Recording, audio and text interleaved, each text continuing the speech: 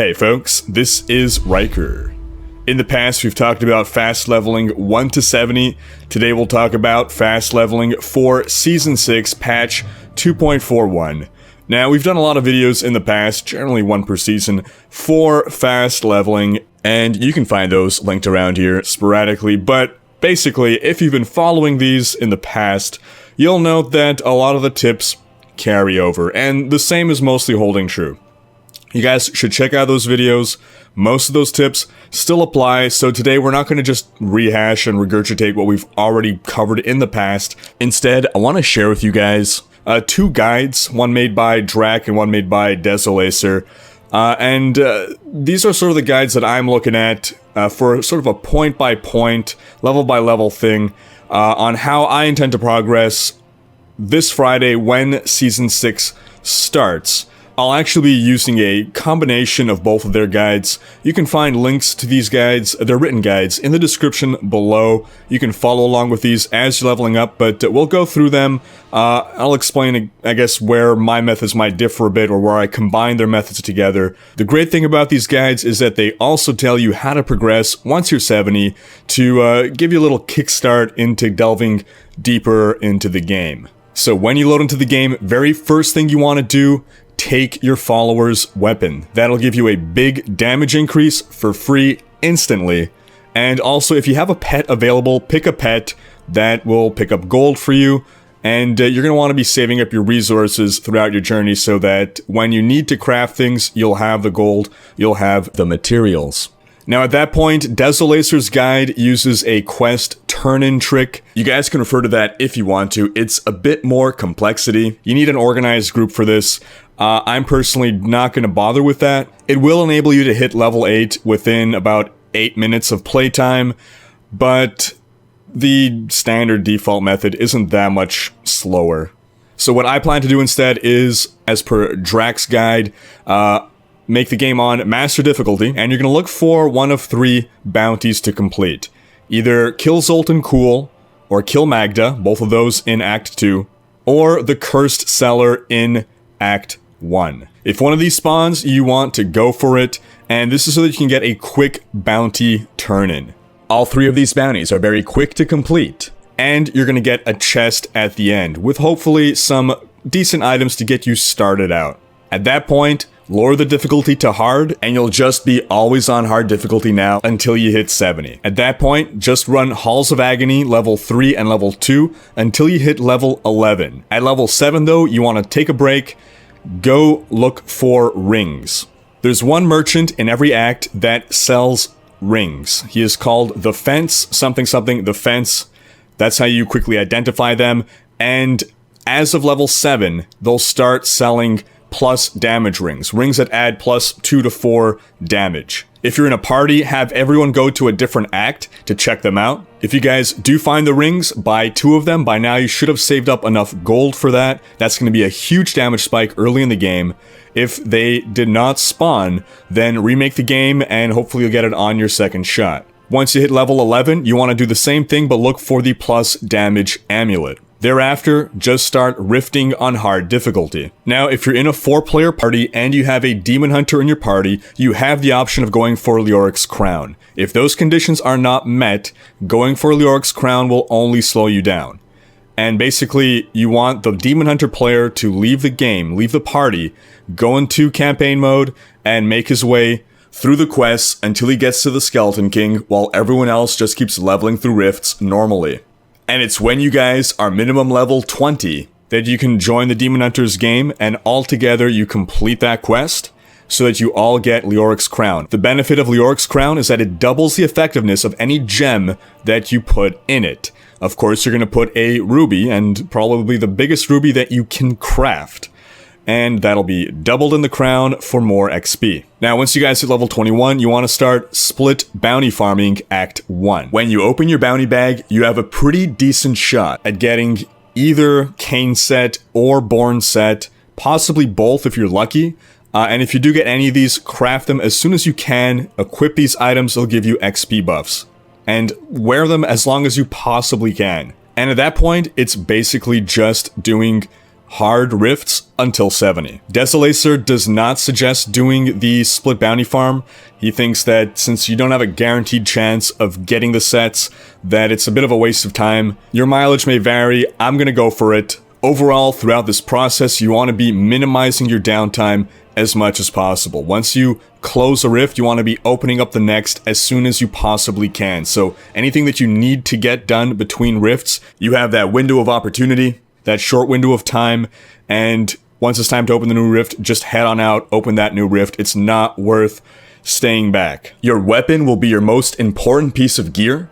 Don't fuss too much over your other items. In general, opt for two-handed weapons. These tend to give the best return on investment. With regards to spending resource, you will generally be crafting yourself weapons. Roughly every 5 levels, there's a new two-handed weapon that you can craft yourself, so be aware of what level you are, what level your current weapon is, and if you feel that your weapon is a few levels below you, go ahead, craft yourself a new two-handed weapon. For the rest of your gear, you really just want to be stacking move speed, main stat, and vitality. So spend as little time as possible examining gear pieces that you find. Salvage everything unless you're really short on gold for something specific. Otherwise, salvage everything because you'll need those crafting materials.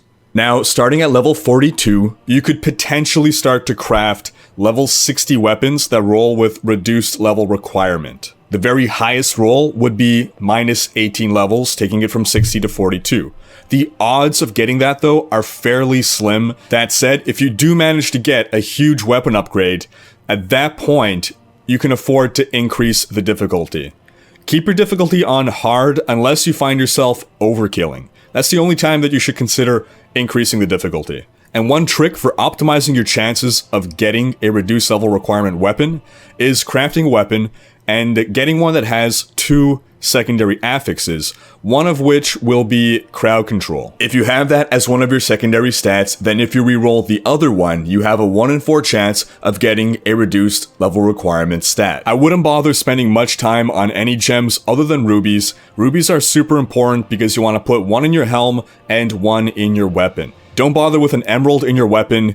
Critical hit damage only starts paying off when you start stacking enough critical hit chance, and in your 1 to 70 journey, that's just not gonna happen. So plus damage is more significant than crit chance and crit damage. Once you hit level 70, at that point, you'll want to do a few more things to keep progressing as optimally as possible. And the very first thing you want to do is check your mailbox, because just for hitting level 70 on your first character in Season 6, you're gonna get mailed 2 items from a set. Demon Hunter gets Marauder, Barbarian gets Rhykker, Crusader gets Akan, the Wizard gets Delzare, the Witch Doctor gets Zunimasa, and the Monk gets Inna.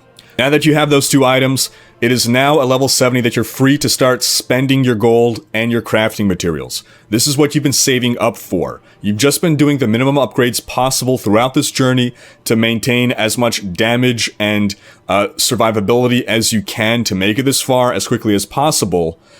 Now you're free to spend all your resources. You're level 70, so anything you get can potentially be an endgame item. Now in Drax's guide, he has tabs for every single class, showing you what skills to pick throughout the leveling process, as well as a starter guide, a starter build rather, for every class once you hit 70. So once you feel that you've got the gear and the build you need, at that point, you want to gain your other 2 pieces of your set. To do that, you'll want to kill Izual on Torment 2. So you'll want to remake the game on Torment 2, teleport to the Silver Spire level 1 in Act 4, skip all the monsters, find the Great Span, fight, defeat Izual.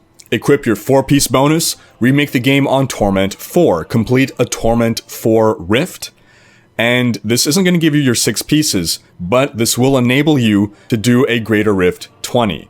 Greater Rift 20 is the equivalent of Torment 4, and then go off on your own, go into a solo game, and try to complete, or successfully complete, a Greater Rift 20. You might have to change your build again, optimize for the new gear pieces you have, but you should be able to complete solo a Greater Rift 20, and that'll give you your full 6 pieces.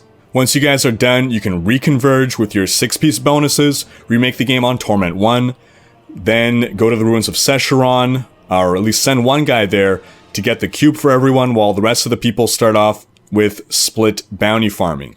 Always start with the bonus act first, do the turn-ins. These will give you the crafting materials that you will need to start using your cube, and after that you can start rifting. Now there's a couple items that you would want to have saved from level 1 to 70 and not salvaged, and those would be puzzle rings and bovine bardiches. If you found any of those, now would be a great time to use them to give yourself a nice little initial boost in getting geared up. Once you start getting greater rift keys, start doing greater rifts, start unlocking your gems. Your gems will be a huge upgrade, talking about your legendary gems now. So once you find the right gems for your build, start equipping those, start leveling them, and then it's a mixture of rifts, greater rifts, and bounty farming, depending on what you specifically need to progress. Again, check the description below for the written guides by Drac and Desolacer. You guys should check out their YouTube and their Twitch channels as well. They are great contributors to the community. And as we wrap up our video here, leave a comment letting me know what class you plan to main as going into the new season. Thanks for watching. Check out these other videos and subscribe to join Rhykker's Raiders to be alerted when a new build guide goes up.